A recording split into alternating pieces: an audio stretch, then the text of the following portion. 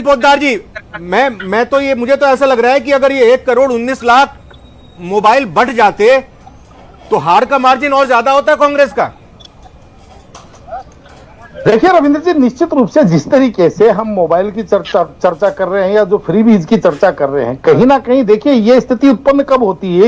ये स्थिति उत्पन्न तब होती है कि जब आपकी सरकार लगभग 4 वर्ष या तो होटल या रिजोर्ट से चले, आपकी सरकार बचाने के और सरकार गिराने के मामले में ही सरकार लगी रहे, तो कहीं ना कहीं फ्रीबीज की घोषणाएं करनी पड़ती है। और ये चुनावों से पहले भी जब ये राजस्थान विधानसभा के चुनाव हो रहे थे, उसी टाइम मैंने ये बात कहा था कि आने वाली जो भी सरकार होगी उसके लिए ये जो जितनी भी योजनाएं हैं इनको पूरा करना एक तरह का आप ये समझ लीजिए कैलाश पर्वत पर चढ़ने लायक सही बात है, समान है।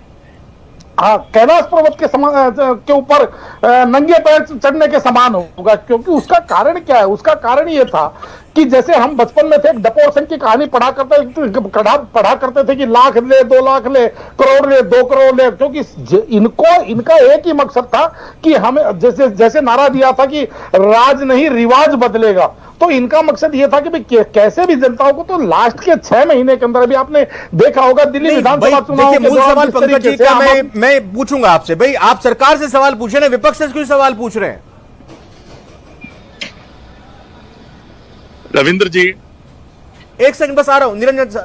निरंजन जी बात कंप्लीट कर लें, फिर आ रहा हूं मिथिलेश जी। मैं निरंजन जी, सरकार से सवाल पूछना चाहिए ना हमें, तो आपको देखिए ऐसा है रविंद्र जी, ना हम जब जिस चीज का सवाल सरकार से पूछने वाला है वो हम सरकार से पूछते हैं, लेकिन जिस चीज का सवाल जिसके लिए बनेगा सवाल तो उसी से पूछा जाएगा।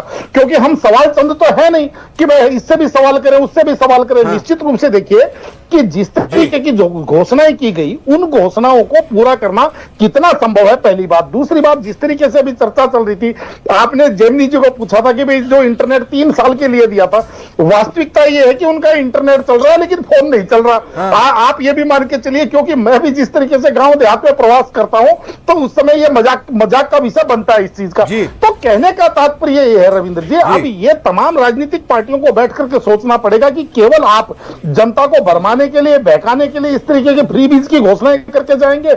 आप भी आए तो आप भी अपनी बात रखिएगा। निरंजन जी, ये इस अपने लंबे चौड़े ट्वीट से सरकार को घेरने में, बीजेपी को घेरने में कितने कामयाब दिखाई दे रहे हैं आपको?